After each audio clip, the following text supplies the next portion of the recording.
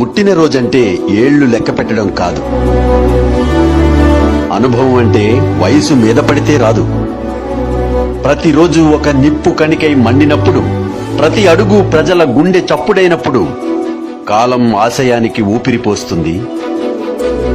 సాధించిన ప్రతి లక్ష్యం నీకు పుట్టినరోజు శుభాకాంక్షలు చెబుతుంది. Happy birthday to people's leader.